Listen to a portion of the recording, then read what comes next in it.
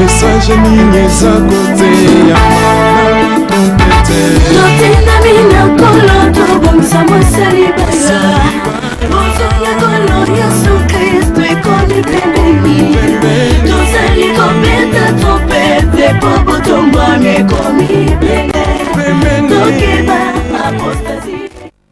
Aimable téléspectateurs de la radio Télémessage Vie RTMV, première chaîne chrétienne de l'Afrique centrale.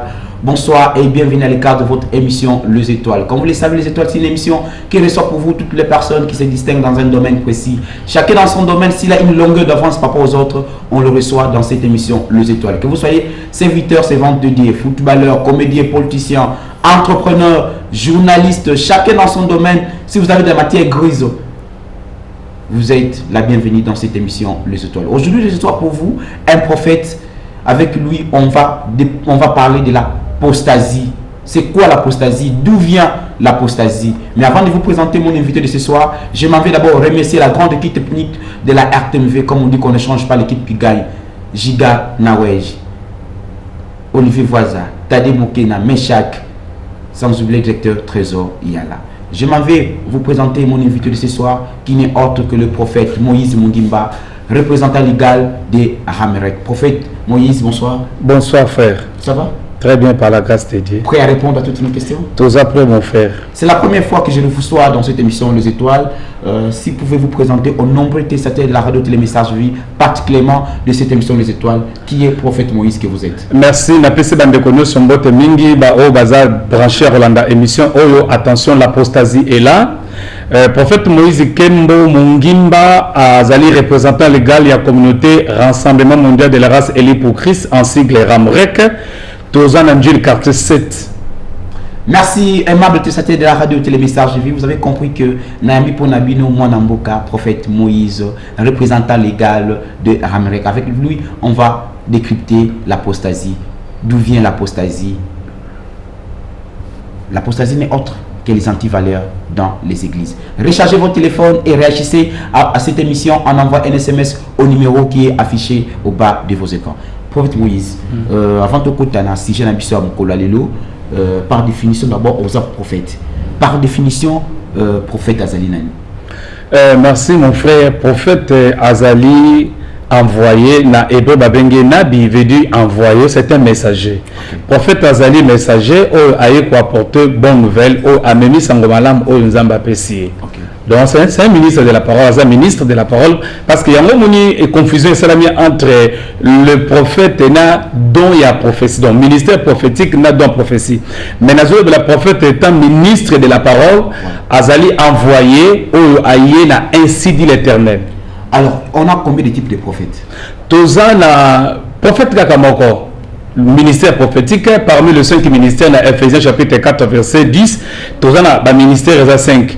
Il y a des prophètes, apôtres, docteurs, pasteurs, évangélistes. Si on a tout le monde, parce que les autres, tu as un prophète majeur, tu as un prophète mineur. Merci. Majeur. Merci mon frère. Apostasie sur Banda d'abord. Et tant que on a profondeur au comprendre pour prophète mineur à Zalakate et prophète majeur à Zakaka Moko. Là, on va développer un jour, tant on va permettre là, de développer un mot qui est le prophète majeur. Mais prophète mineur à Zate, nous tous nous sommes comme prophètes. C'est bon, la télévision, prophète, prophète majeur, prophète mineur. Ce sont des apostats, parce que prophète majeur Azate, grand prophète Azaka Kamoko. Donc nous tous nous sommes comme prophètes, comme pasteurs, comme docteurs, comme apôtres, comme évangélistes. Vous remarquez Nzambazolo Batoza comme. Mais nulle part dans la Bible, Nzambazolo un grand prophète, un petit prophète. Exact la Bible. Bongo, prophète de la nation, prophète pour toutes les nations. Wanape na Bible exact prophète des nations, prophète de la nation, tout le monde en ancienne alliance qui va Jérémie. Mais pour le moment par rapport à l'écriture, prophète de la nation, tout le monde écrit de la nouvelle alliance. Tout le monde en nouvelle alliance, nous avons vu seulement les prophètes. Mais prophète des nations, la nouvelle alliance, tout le monde était. Bazali banda Bible. Merci Emma de tous les messages de vie. On a reçu pour vous le prophète Moïse Kembo Mungimba, représentant légal de Ramirek. Avec lui, on va décrypter notre sujet sur l'apostasie. Encore une fois, rechargez vos téléphones et réagissez cette émission en envoyant un SMS au numéro qui est affiché au bas de vos écrans. Prophète, Lelo Moutinho c'est un prophète. Lelo tout la vérité dans le ministère de Soana, le docteur Bazana Bango, mais pas la cité Zabino, le prophète. Comme Moututu à l'Ingazala. Prophète. Si qu'on l'ennemi to koki koye ba prophète ya solo. Je crois ministère réseau Tchabiso trouble et un ministère prophétique. Là mon frère vous avez la raison. Ministère prophétique était trouble. Non seulement ministère prophétique même l'apostasie est partout. Mais mais qu'un peu qu'on sonne ministère prophétique pourquoi? Parce que ba interpréter la Bible. Okay.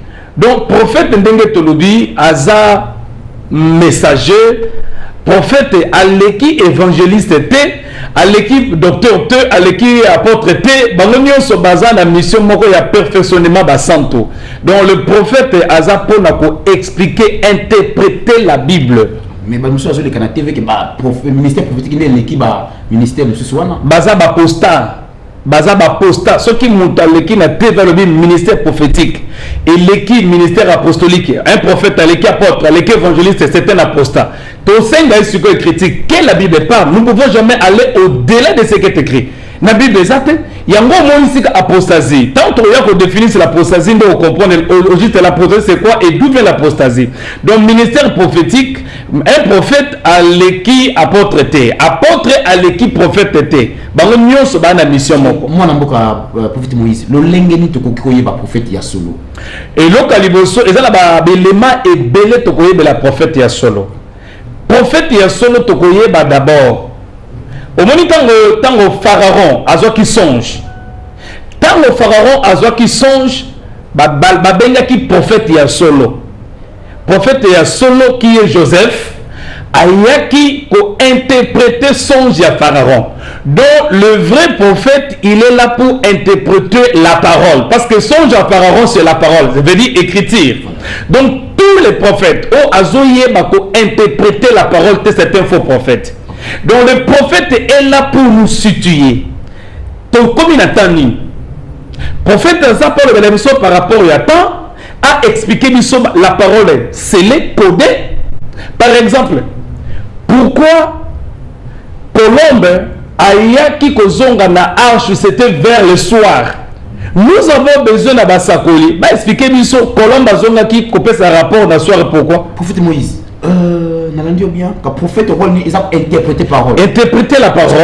On a le sert on lati sous-vêtement ya rouge. Oh frère, on lati lamba monsu qui ya mwindu. Wana ekomini. D'abord mon frère c'est ça l'apostat, ce sont des apostats. Nzambo to sambela ana besoin ba sous-vêtement batoté. Nzambo to sambela azana besoin couleur té. Nzamba a besoin de purification du peuple parce que l'enlèvement de l'église est pour bientôt. Christ a besoin pour enlever l'église. On remarque la mission Nzamba c'est les 5 ministères dans Ephésiens et ça pour détecter les sous-vêtements batoté et ça pour détecter vie à batoté mais le ministère est là pour la perfectionnement ya basanto. Nous sommes là pour nous l'église vers la perfection. Ce sont des apostats, des faux prophètes. Maboulou kokoto le diamant frère. Délivrance. Oh mon Dieu. Mon frère. Délivrance. D'abord, tant le côté de Maboulou que le canil. Ok, ministre Milimo. Bible le but, l'esprit, Azana Nzotote, Azana Makilate, Azana Maïte. Bible le but, qu'on la pessimisme au konza ko bengena milimo mabe. Ya rokende ko kanga milimo mabe na maboko to ko laksa batu. Ni le pas nkolo ba potre ba kanga ki molimo mabe boya bota la molimo mabe to kangi to lakse batu. To monongo ni le pas. Donc je crois que le prophète est là pour interpréter la parole. Merci prophète Moïse. Le prophète est là pour interpréter la parole. Et la parole écrite. La parole écrite. Et non cinéma autonome na télévision lelo. Alors prophète Moïse, si j'aime ça lelo eza apostasie. Par définition mandeko bazola ndabiso d'abord apostasie Ezanini par définition. Merci Tolingi. N'importe pas sa définition totale écriture pour tous à la sortie de l'écriture. Tous à la 2 Thessaloniciens chapitre 2. Et lobby jusqu'à 2 Thessaloniciens 2, tina na 3 lobby. Pour ce qui concerne l'avènement de notre Seigneur Jésus-Christ et notre réunion avec lui, nous vous prions, frères, de ne pas vous laisser facilement embranler dans votre bon sens et de ne pas vous laisser troubler, soit par quelque inspiration, soit par quelques paroles ou par quelques lettres qu'on dirait venir de nous, comme si le jour du Seigneur est déjà là. Que personne ne vous séduise d'aucune manière. Je répète, que personne ne vous séduise d'aucune manière, car il faut que l'apostasie soit arrivée. Auparavant, et qu'on ait vu paraître l'homme du péché, le fils de la perdition. Vous remarquez, mon frère, l'apostasie est un mot, il y a grand signe, il y a temps de la paix, il y a retour à Jésus. Okay. Il faut l'apostasie et il y a né. Donc là, c'est obligatoire. Nous tous, et dans la prophète, et dans la journaliste, et dans la peuple de Dieu, et Sengeli a la connaissance sur l'apostasie. Voilà. C'est pourquoi l'apostasie au juste, c'est quoi? C'est ça la question. L'apostasie. L'apostasie est une déviation, est falsification, et bouleversement à écriture, veut dire à prédication. La si je vous comprends bien, prophète, en quelque sorte, anti-valeurs, ok, les anti-valeurs, ils bouleversement à sacerdoce, ils manque à interprétation, il y a Bible. Donc, moi, je suis à interpréter ma Bible, à comprendre la Bible, ma Bible, et kobota apostasie. L'apostasie veut dire l'abandon de la foi. Oh, et les journalistes, l'apostasie c'est l'abandon de la foi. L'abandon de la foi est une conséquence. Et ça le quoi tout dans ngungina malaria. Au moins ngungina malaria est une conséquence ya ngungia sur mutu. Mais c'est ngi tout le suko ngungi yango. Donc l'apostasie est une malaria wana. Mais l'apostasie est zouta na des sacerdoces et bombami na Bible dans l'apostasie veut dire falsification et écriture mal interpréter la Bible. L'apostasie est d'aller au kotisa makambo yomo kotisi na écriture plutôt la quitte. L'apostasie est d'aller ma introduction personnelle, c'est ça l'apostasie. Mais prophète Moïse quelque part la Bible zoluba ngambe moi il sait m'apporte que beaucoup sala kolekana oyoye asala. Voilà. Ce qui, exemple, nous avons ça ya rose. Ce qui prophète malade cible c'est une église bitamala rose. Ma beza. Baza madina la libuluté. Ce prophète moi badina la libulu ba qui les mailles à ça de différence. Ma beza. Et c'est l'apostasie en voilà. Yes, c'est Bible le dit que tu limité entendre. Yes, le dit que ça la miracle que les cailles. Au nom de Jésus, dans Matthieu 10 40 Matthieu chapitre 10 verset 26 à 27 alors béni. A dit c'est que je vous ai dit dans les ténèbres, vous allez expliquer ça dans la lumière. Mais dit hier soit qui te conseille que je vous ai dit dans la ténèbre, veut dire ce que notre dans limité. Ténèbre veut dire ma parole moko kobé. Parole moko scellée. Alors, le Saint-Esprit va vous enseigner. Donc, Saint-Esprit a coupé sa interprétation. Alors, vu que vous avez la le kangai. Papa, nous te disons que vous avez le créateur. Vous soit tambola du kolamai. Ngai na yoto ke na mai to tambola. Toko zinda toko kufa. Bible le vina sonine. Donc, il soit tambola du kolamai. Et l'autre, il bosse tout ça là. Tout tambola du kolamai. On remarque tout ça là. Pourquoi? Il y a une marque interprétation de la Bible. Yes, si vous avez la foi, vous pouvez aussi dépasser les montagnes. Nous avons besoin d'interpréter la parole de Jésus-Christ. Il y a une marque interprétation parce que l'écriture, l'écriture est un lion. Bible le dit dans son livre. La lettre tue, mais l'esprit qui donne la vie. Oh, la lettre c'est un lion. Lion Moussane Koboma. Il y a un Samson et Sengela qui aboma lion. Pour interprétation qui est miel et bimawana. Ce qui te bomi écriture, comme il s'est miel et l'écriture c'est le lion, veut dire il faut la parole et la interpréter. Au côté à la cosa la mère que Jésus était à il tombe à Lazare, Lazare a couffé après 4 jours, Lazare sort. Bateau, bateau, bateau,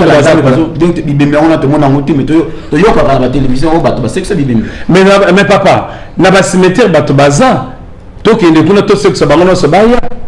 omoni tokotika laka kosala miracle koleka Jésus te baza ko interpréter la Bible mabe likambo solo bi likambo ya ba couleur muta konti l'église na ye ba couleur ya rose wana eza ba inspiration satanique Bible le bi na so na Galates chapitre 1 verset 6 à 9 na pesi verset moi j'aime que la Bible parle voilà Galates chapitre 1 verset 6 à 9 alobi l'inspiration soki eye ezobala na te na écriture baporte bakomi mutu wana fota na maudit totuna ndeko azola église maba rose wana babitamba la rose totuna ye azion l'écriture nini mais Bible le dit pendant la prière moi ça couvrir mutu omoni Bible le dit ko couvrir mutu na pesi biso couleur te nzamba c'est réservé pourquoi ayebi ke akoki ko pesa couleur te parce que soki tozu couleur est comme idolâtrique et comme apostasie conférence na yo na mono chemise ya costume noir OK chemise ya rose nga kosima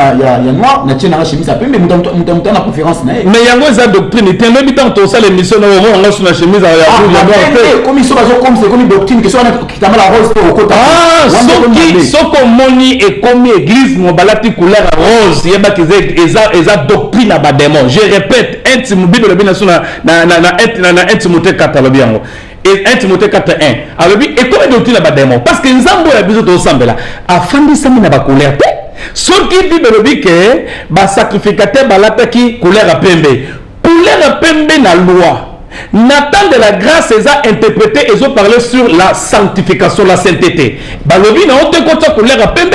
Au moins ici quand tu kanga apostasie, ici quand tu démasqué, ici quand tu vas te lancer batoke, tala l'apostasie en gros. Même tout le monde a senti la croisade de minés, on a senti bah église on me fait à pembe. Papa c'est ça l'apostasie. Il y a une apostasie, ils ont falsification. Bible le bin abisoni. To continue langa o batunso bandaki. Les autres ont commencé. C'est dans l'être vrai que nous sommes à toi. Tout le monde a un artiste, il y a un monakuna, na stade de Marty, il y a biso bling bling, pembe. Tout le monde y peut, nous va prophète nous quand na Marty il peut croisade, oh mode de pembe. Et là c'est ni. Papa, nazo pesa yo, nazo lancer défi à tous les serviteurs de Dieu. Oyo landa biso. Ba pesa biso écriture na nouvelle alliance. Bible le dit que la Bible parle. Moi j'aime la lingara Bible loba. Pourquoi? Parce que moi je suis soutenu par la parole. Voilà. Bapé ça dit écriture si ka o ba contre balobi que na batobo la ta couleur rose. Mosa na nzambe la ta couleur pembe comme la doctrine na yote. Lobe la dit so la ti couleur pembe loba ngo na domaine spiritualité. Loba nga na linga couleur préférée nanga eza couleur pembe. Mais ce comme memi yango na domaine la religion, c'est ça l'apostasie. Ok, ma baisse comme ma préférence Nabino, que le Seigneur m'a dit, que le Saint-Esprit m'a révélé, l'église m'a la même façon que l'église, Dieu m'a parlé, tu es la femme de ma vie, oh le kuta. Au moment bien aimé, ce qui est comique, le Seigneur m'a inspiré, le Seigneur m'a révélé, que l'église m'a, tu as ta couleur à pembe, l'apostasie, tu retournes à Bango, pas plus écrit.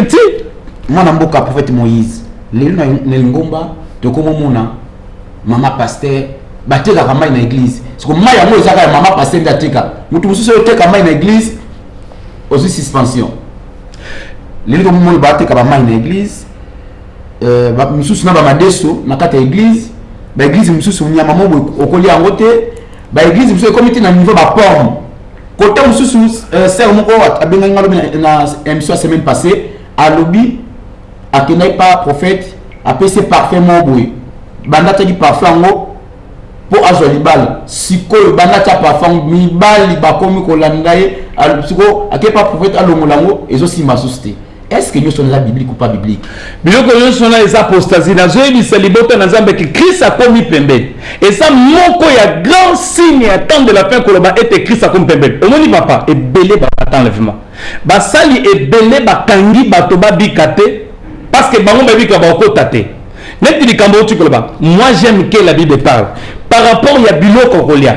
Bible le dit dans 1 Corinthiens chapitre 8 verset 4. Pour ce qui est donc de manger des viandes et de sacrifier aux idoles, nous savons qu'il n'y a point d'idole dans le monde et qu'il n'y a qu'un seul Dieu. Ce n'est pas un aliment qui nous approchera de Dieu. Si nous en mangeons, nous n'avons rien de plus. Si nous ne mangeons pas, nous n'avons rien de moins. Donc, papa, car tout le monde a papa, que la Bible parle, tout n'a pas que la Bible parle, Bible n'a pas cette écriture 1 Corinthiens chapitre 8 verset 4,8. Ce n'est pas un aliment qui nous rapproche de Dieu. Ce n'est pas un aliment qui nous rapproche de Dieu. Et ça la baote que huile, maille, viande, jus, nyoso, lisons la Bible. Ce n'est pas un aliment qui nous rapproche de Dieu. Si nous en mangeons, nous n'avons rien de plus. Si nous n'en mangeons pas, nous n'avons rien de moins. Donc, et la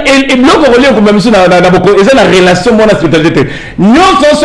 Ce sont des inspirations personnelles, ce sont des commandements d'hommes. Mais quelque part, mon amboka, profite Moïse, tu as limité Pendambete. Pendambete, mon abaye aveugle, mais à Tieso, il y a Balusi Boatiena, Namis. Maintenant, c'est là, habité Mambo, mais à Tie, Poto, Namis. Les lots, ce qu'on limite, tu as agité point. Parfois, il y a pomme. Merci mon frère Nalobaki, la Bible fait à la ligne interpréter. Moi je vais interpréter de l'écriture. Bayeli Jésus aveugle. N'aveugle wana au remarqué. Landanga mala mon frère. Batuno se bo landanga na télévision ma pombo la bino. Bible robi na Matthieu 10 26 à 27. Ce que je vous ai dit dans les ténèbres, vous allez expliquer. Comment nous allons expliquer ça? Par rapport à Saint-Esprit. Saint-Esprit a banni qu'on peut cette interprétation. Il y a ceci. Bayeli Jésus aveugle. On remarque. Première partie, il y a choisi Soinaye Jésus. Soinaye qui aveugle était. Soya Jésus. Azu yango a tient mis soit aveugle. Après azeli résultat. A tout aveugle. Au monde la réponse aveugle abina moni bato bazar loko la banzete. Et les gens qui ont soit échoué qui Jésus moukolmora échoué. Mais il a un langage. Atuni avec Rabbi na mona batokola banzete. Siko zo avec on appelle ça mbeli. Mon frère, le bana katelanga batu tika banzete. Akobo mabatu. C'est avec là avec les nations mobimba. Avec les peuple mobimba. Na kata avec tu na deux peuples. Avec on mona qui flou. Mbala liboso ezande Moïse. Sur les sacerdoces lévitiques. Oh Bible le dit et bandaki komona ezalaki molili. En fait, quand Jésus parlait toujours en parabole. En parabole. C'était le sacerdoce lévitique. Oui, bandai ko bégayer. Oui, bandai ko mona clarté. Yango moni sacerdoce yango et bandaki ko de la pauvre bateau. Purification ya pepe zala et sengele bakata mito banyama. Yango moni soyi wana Yesu atchaki avec na misu ezo représenter ba sacrifice nyonso bandai ko samba na sainte alliance na ba chandelier ba coffre sacré d'éléments nyonso les qui palpable et bandai ko utiliser na kit wana mosaïque yango eza nyonso zali eza la kati ya soyi wana. On remarque résultat ya kit mosaïque peut pratiquer la na perfection te. Siko toye na deuxième tour ya aveugle. Tant siko aye ko simba aveugle appliqué sous soité. A tout avec Abina moni très bien. Ça c'est le sacerdoce royal. Otozali et l'Igoba pour représenter qui ne sont pas imagité. Si je comprends bien mon amour qu'a profité Moïse, le grand problème surtout comme si comme qui yango na yango comprendre. Qui sont commis que les lots au teki maille, lobby miracle maille, lundi, mercredi, jeudi, vendredi. Ce qui est comme une routine de comme ma na Bible si comme on cause un écrit ba ibisa ki ofote kama ezate c'est l'apostasie batonyo c'est pas mal l'église dans ma bé côté comme mai oteki mai loba hein ote comme mai wana omeli yango buke parfois loba mutana posa mai na sida ameli loba mutana babika bas loba mutana posa mai linga mela mai parce que na besoin mai pour la santé mai wana mutaso bela to ameli yango kwa bika mai spirituel na Bible ezate 1 Corinthiens 4:5 n'allez pas au-delà de la parole, au-delà de ce que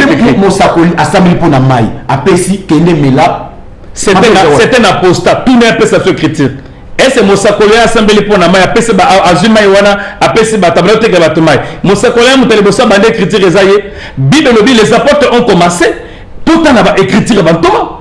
Oyebi que mon frère bato bakobika mingi ezana temps ezali na la santo mingi ba Paul bakambi bango omoni na tala biso oyo ba Paul ba sali na ba na zambe mingi tellement baza insoufflé baza komi boaka bitika ben boaka baza ko somba biloko sa connaissance tozo tanga na écriture to sengi na ba santo nyonso tout na pasteur na nouvelle alliance après ça yo écriture sika oyo batekaki mai l'église batekaki huile l'église batekaki jus l'église. Nous avons na carte d'écriture tomoni yango te. Mais moi je suis averti, le Seigneur m'a averti, n'allez pas au-delà de la parole. Mais pourquoi vous babango bakeli bande d'écriture? Merci prophète Moïse, aimable téléspectateur de la radio Télémessage vie. Vous suivez votre émission Les Étoiles qui a réussi pour vous le prophète Moïse Kembo. Il est représentant légal de Ramrek. Avec lui, on est en train de parler du sujet d'aujourd'hui qui est l'apostasie. C'est quoi l'apostasie? D'où vient l'apostasie? Réagissez à cette émission en envoyant un SMS au numéro qui est affiché au bas de vos écrans. Je profite de l'occasion pour saluer l'honorable Enis Coutino, mes sincères salutations. Moi, je suis prophète Moïse. Mabe eza wapi ce qui peut-être ndaba pas prophète que teka po mwana so c'est aller po mwana abiki ce qui frère aller po mwana abiki yesu mabe eza nini mabe eza parce que na bible ezate ba porte ba salelité na pese chrétien bible bi eza na biloko kolia te muté pour ça so pembe na nzambe oyebi na ebisayo mon frère miracle mutu pas te qui pomme e abota kapeta ko bota c'est vrai. Mais ce qu'on la question posée, vous pensez pourquoi en ces jours-là, plusieurs me diront, ce n'est pas qu'à ton nom nous avons prophétisé. Là, nous avons trouvé que prophétie nous avons guéri les malades. Il y a aussi guérison, chasser des démons, combat spirituel. Mais la réponse, je ne vous ai jamais connu. Toute la question. Mais ce n'est pas qu'à ton nom. Au moins, pourquoi Batouana et balanité de critiques? Comment ça a été critique de vie?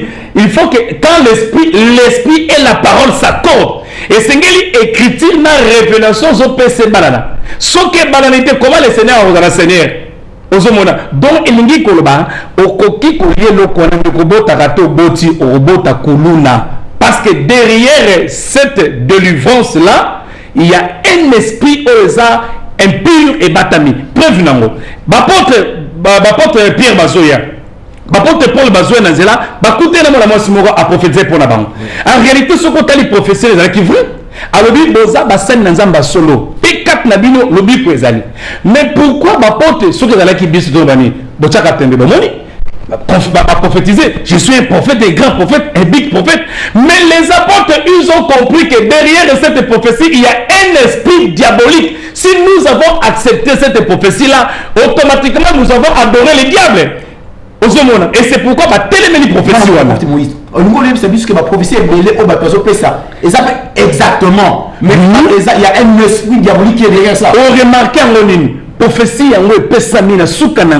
le Seigneur m'a dit, pour ekokisama esengeli opesa offrande boy okatina monta mais na bantoma tomonité omoni professeur peut kokisama esengeli osombelo ko boye donc eza biloko mais ça m'a pété son modèle au semer pour que le bango se réalise mais kasi ba porte pétant bazala ki pourquoi ba boya ki ba telemela ki en bible le bi ba permeli esprit on a python bimi nous avons compris que la femme était remplie d'un esprit à python. Python c'est le serpent, c'est le diable. Python c'est le diable, les serpents anciens. Mais l'élo, est-ce que l'élo est comme un niveau que prophétie mouke bini, pour examiner en gros, pour tel en gros, ils ont vraiment rejeté en gros. Papa, tu comme une phase mouko danger au guette église, yang zambé. Donc nous sommes là pour avertir l'église que Christ a commis pembeni. Moi, la prophète Moïse, consultation prophétique, soyez na 1000 francs au fin de wana. Bata $50, koto, bata $100, moulongo. Bata $100, yambi bangonan, bata $100, malé, miti, bata 1000 francs. Biblique ou pas biblique? Oh mon frère, l'église à Congo est maladie. Église à Congo est maladie. Consultation prophétique. D'abord, et moi, ma cambozo le cani. Bacha ba prophète moko quelque part, basa la garnison de prophète, banda ko batie ba prophète. Ce qu'on moutoyer pas yoka la parole, ba le kisi na prophétie. Vous avez remarqué, nous avons des chrétiens au bazar mature, bazar immature spirituel. Qui tout peut s'affermissement, affermi. Mais les mots chrétiens bazar sont fermés.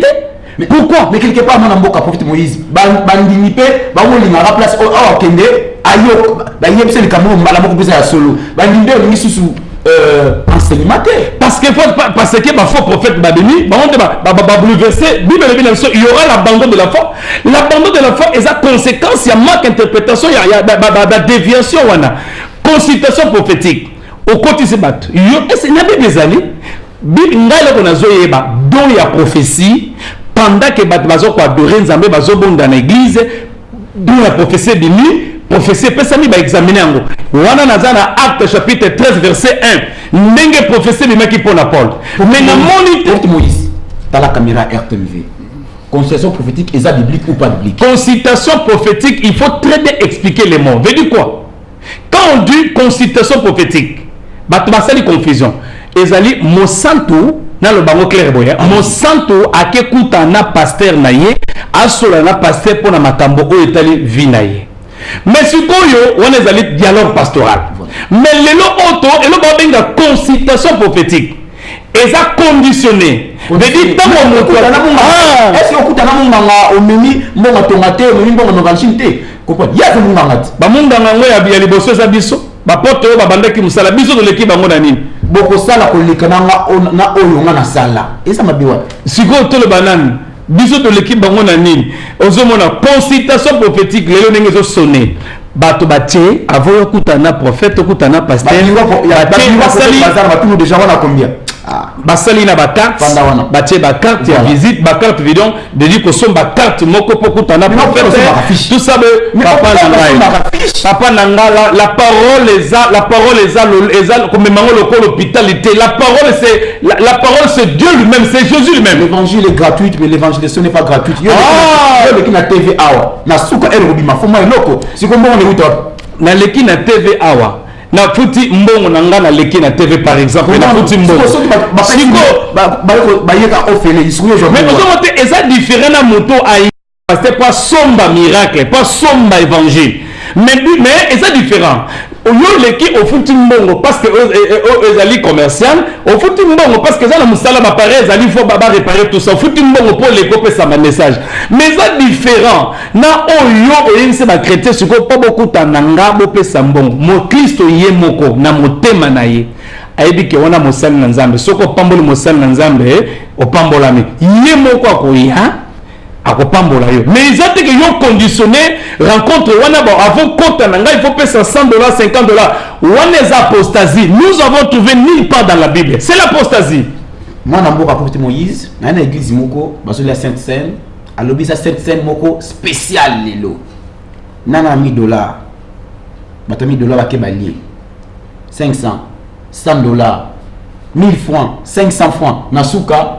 ngo na bino bozangi loko boya bolia eza biblique ou pas biblique nyosona mon frère tozo kama pour l'église à Congo na lingo yeba lelo ko ba chrétien ba olanda biso ke église à Congo eza non seulement à Congo pour makambo bato ba kotisi makambo ce sont des anglophones au moni ba yena modèle la culte bango ba kanisi comme bato anglophone mais ba kotisi ba makambo ba église à Congo pesa la ka boye peut-être anglophone ba kotisi makambo ba yena ba culte na bango moko comme bango pas un problème il y a interprétation d'abord il y a parole nous na Congo ouais tous on a ba bon serviteur ba o baza ko interpréter Bible mais grâce on est étouffé pourquoi ba tu ba étouffé pourquoi parce que ba on a comme ngana sala nabi mapona zombongo mais ngana ko encourager tout serviteur de Dieu o azotambo na bo solo nzamba ko s'occuper na nzamba ko intervenir neti likambolobi ya Sainte mon frère vraiment totalement mon écriture exacte. Moi j'aime que la Bible parle. Moi je suis soutenu par la parole.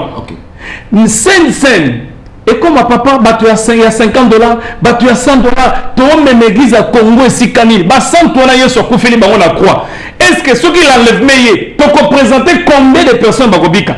Na scène. Na souka na moi après tant que je suis na sika batno so balia ay boyo ko le fele. Wana zo scène za table ba démon. Ils sont scène. Moi na mboka faute Moïse. Pendant que Congo a un problème, vous avez suivi le ministre du budget, on a posé $1,800,000 pour organiser l'élection. Mais il y a un prophète, il y a un bonbon dans la poche.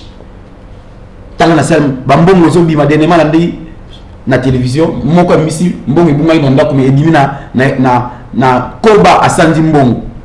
Tant la poche nous t'as bon boy $3,000.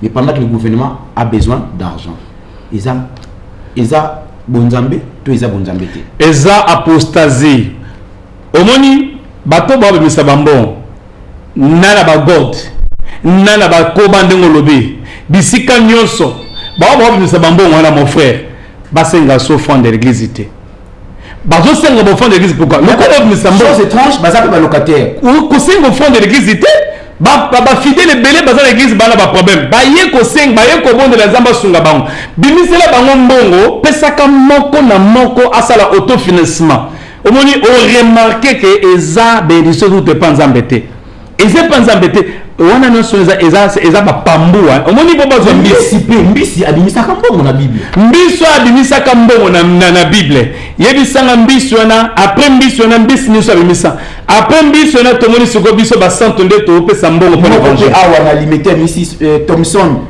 pasteur Thomson bosandola ngana na Thomson mbiso abimisaka mbongo c'était l'ombre réalité mbiso wana ezali nga eza yo omoni tango yesu ayebisi Pierre banda lelo otiki koloba bambiso komi koloba bato vedi alingeki koloba ke basantu ntango bapambwami kati na bango baza beni bakozwa mbongo bakosoutenir mosala nzambe nalobi te ke mbisi asala nini abimisa mbongo boye mbisi oyo baobimisa lelo ozomona mbisi wana na kati ya mbisi wana mbongo wana bakanga sachet naye te soki mbisi ya Pierre batiaki mbisi ya Pierre atanga babimisaki mbongo soki mbongo yango ezalaki na sachet batie sachet mpona nipola bake mbongo epola te ozomona te frère wana eza purement hérésie apostasie parce que mbongo mbisi ya Pierre batikala kokanga yango na sachet te je venu le Seigneur tout ça eza koannoncer peuple de Dieu, peuple congolais, bato nyonso balandi biso libanda na mboka mutumena na mokimo riba boye baete l'apostasie eza déjà sur le terrain. Donc l'apostasie aza ko avertir biso. Donc biso tant tout le monde ba posta wana ba osala makambo que elombe mobile a commis pembeni. Il sera bientôt l'église est commis pembeni kende na yango. Merci mon amboka, prophète Moïse, aimable téléspectateur de la radio Télémessage de vie. Vous êtes direct de la RTMV où vous suivez votre émission Les Étoiles qui a réussi pour vous le prophète Moïse Kembo. Le sujet d'aujourd'hui c'est l'apostasie. En quelque sorte, les antivaleurs dans les églises. Réagissez cette émission en envoyant des SMS au numéro qui est affiché au bas de vos écrans. Si vous avez un point de vue, vous êtes serviteur de Dieu, vous avez un point de vue contraire à celui du prophète Moïse, nos portes sont grandement ouvertes. Le prophète Moïse est là pour un débat contradictoire. Contactez-nous au numéro qui est affiché au bas de vos écrans. Mes sincères salutations à ma consoeur Mimi Makusa qui me regarde depuis quelque part. Prophète Moïse, Sikoyo, apostasie en haut, est tiré sous ce nango wapi. Ok, c'est ça le mot d'où vient l'apostasie. L'apostasie est outil, soko tangi na Tite, chapitre 1, verset 14. Tite 1,14 et ça des sacerdoces. Alors, alobi bato baza ko s'attacher na judaïsme. Veut dire la loi de Moïse, la sacerdoce lévitique. Au moni sacerdoce lévitique au toloba culte mosaïque mon frère. Son qui te bendi culte mosaïque et yé le lot na temps de la grâce te pratiquer yango et commis apostasie. À part culte mosaïque yango remarqué si vous tout ça là na sengi na tous les serviteurs de Dieu basa la observation. Na culte na biso tant tozo ko célébrer culte. Est-ce que présence à Moïse est ça? Son présence à Moïse est allé. Pourquoi quitte mosaïque Bible le bien changement dans salami? Parce que éthiquement comme ma perfection donc je crois que l'apostasie est où la quitte première d'abord source dans le outil na quitte ya ba Moïse et célébration quitte mosaïque ce qui est continu à temps de la grâce et comme apostasie quitte mosaïque na sera ba Moïse et là qui malam bien que bandé comme bato na perfection mais là qui malam pour la purification et peuple mais bandé que l'on la laisse monter mais tant le véritable Dieu le véritable Seigneur le véritable sacerdoce c'est envoyé qui est Jésus-Christ. Bible le voici l'agneau de Dieu celui qui ôte le péché du monde. Au moment où la culte qui est sacerdoce royal. On remarque sacerdoce royal yangwana et sacerdoce culte posé par les apôtres. Culte célébré par les apôtres. On est à culte malam. Culte mosaïque tolobi yangwa sous apostasie. Par exemple, lelo on dit que mira lamentation. Il y a des pasteurs congolais qui ne connaissent pas célébrer ba culte na mira lamentation. Bazui papier commis requête na bango continue mira lamentation. Moi j'ai vu même des pasteurs congolais nos pères ils ont abé papa mais c'est idolâtrie. Pourquoi Nzamba permettait que temple à Jérusalem et Panzana et temple temple ce qui m'a permettre que temple à Jérusalem ba panzango ndenge moko penenga permettre que nzota Moïse ba enterrer ngwe mona na te nzamba lengei ko ba être sacerdoce lévitique il faut la enterrer il faut mona na te preuve nango toke na transfiguration bazala ki Élie na Moïse na Christ moment on a pire temps bazala ki na fermité a MC Jésus il faut to construire 3 tentes moko ya yo moko ya Moïse moko ya Eli ami boseli paye moko mon frère na sima yeso le bele rotabi yo ko mona kaka muto akotikala ndenge tante ko zala ye Moïse a se disparaître Eli a se disparaître Jésus tekela ki ye moko Eli ngo ba keno la seule personne on va célébrer c'est Jésus mais c'est Jésus là ndenge to mona na kita ba apôtre deuxième élément aussi si apostasie outil ezali sacerdoce par les commandements d'homme. De dire quoi? Sacerdoce c'est célébration quitte au bat kotisi bango moko. Par exemple, moto ne saba méga na téléphone. Tout na yazu l'écriture ni. Au moni ba commandement de mangwana. Au bimisi ba méga au bondeli ba maintenant vous allez voir ba méga comme na téléphone. Ndeko méga. Et là la rapport ni na sali ya bato. Numéro mutuboya. Ata la kolobo numéro ezobima. Méga et na relation ni na sali ya bato mon frère. Toti kalibota nzambe kufa kaka bongo bosiko ngana robika. Merci mon amour prophète Moïse, il y a à boire et à manger dans l'apostasie. Tu as aussi la 1 2 3 je crois même 4 émissions pour que vraiment te côté en profondeur dans le campo de l'apostasie parce que ça rôle na biso biso en tant que pandisango il y a côté le makambo parce que mamu solo biawa et la réalité. Tu as moins chance ya kozala bino grâce à musala to salaka non.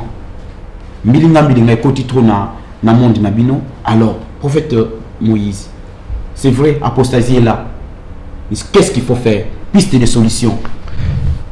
solution, il faut avoir tokoloba papa ezaka kake mutakuta na un bon berger au niveau to komi si pesa makasi baba santu soko kuta na bon berger au église ezomema malolenga bantoma. Oh, la seule personne à célébrer Jésus. Application loko ezate. Je crois que il faut avoir la connaissance biblique sur le culte posé par les apôtres. Il y a un moment où Christ a MC Pierre. Quand tu seras affermi, tu dois aussi affermir les autres. Donc, et là, comme tout est allé, pas dans la connaissance. On a dans une Philippiens chapitre 1, verset 9. Bible le dit, il faut, Paul le dit dans Philippiens chapitre 1, verset 9, c'est que moi, Paul, je demande de mes prières que votre amour augmente de plus en plus en connaissance et pour bien discerner les choses les meilleures. Veut dire, celui qui a la connaissance, où est la connaissance? Atali makambo est dans la Bible. Atali yango, oh, bazoko laksa ezo balanate, rejeté yango. Soko tali o eza na Bible na nouvelle alliance o tali o ezo sala malelo ezo bala na te yebaki apostasie si je comprends bien prophète bandimi pe tondi maka bindimandi maté quelque part hôtel makambo prophète à lobby makambo pasteur à lobby eza biblique télévision na aussi je comprends bien ce qui ngana pinga na zabre je suis prophète na ko baba mon frère le Seigneur m'a dit délivrance na yo peut les kamalam délivrance na yo il faut na tungo la yo frère comme je suis prophète tu dois accepter au Rwanda makaka na tungo la parce que je suis prophète mais il faut contester dadi alobit il faut boyango bas église va comment tu ban na ayebisiye mais akondi matin ce qui dadi alobi dadi azan zambete l'homme azan limité nous sommes des serviteurs inutiles omoni yango moni tant bakotana kina ba Paul ba isi ba Paul boza banzambe de Paul akatela ba Paul c'est que toza ba serviteur inutile ange aye ko la Jean il a Patmos révélation et apocalypse Jean peut lequel il linga adorer aura ange je suis serviteur comme toi donnez-nous que nous tous nous sommes des serviteurs inutiles dadi a lobby mais le véritable David c'est Jésus lui-même mutarobi qui sont d'adité. Merci mon amour prophète Moïse, nous sommes arrivés pratiquement à la fin de cette émission Les Étoiles d'aujourd'hui. Alors un mot par rapport à cette émission, quelques salutations, puis un numéro de contact, puis l'adresse de l'église. Napesimbote d'abord, merci Mingina. Ba ndekona sobaki na régie ba oyo ba permettre ki bisoto comme na bandako na bino bozolanda vraiment nzamba pambola bango apambola pe yo na invitation na yo apambola mingi mon frère pe na pesimbote na ba santu nyoso Congo na pesimbote mingi na ba serviteur tous les serviteurs ya nchango Nzamba Pambola Bango, pasteur Daniel Fouy, Nzamba Pambola Bango, nyonso wana batika la kaka na parole authentique prêchée par les apôtres. Et donc on aurait vu ce peuple congolais là bande ko nyonso balandi biso la braza bisika nyonso. Que bobo sanate rendez-vous sacré comme Pembele s'accomplit. L'enlèvement de l'église est pour bientôt. Mais attention, l'apostasie est là. Un numéro de contact rapidement. 089 780 17 10. 089 780 17 10. Zamba Pambola, tous les pasteurs et la communauté Ramrek.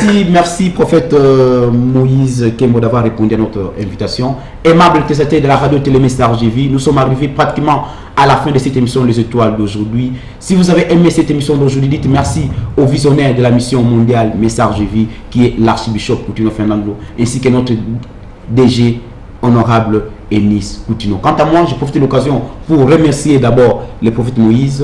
Merci pour d'avoir répondu à notre invitation. On a parlé de 11h, le prophète il était déjà là à 10h45. Merci.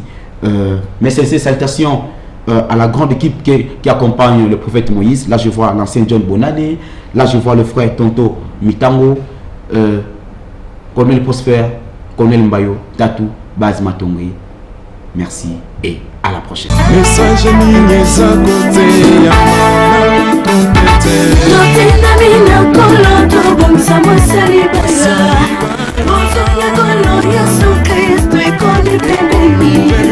Tozali kobeta trompete po botombo amekomi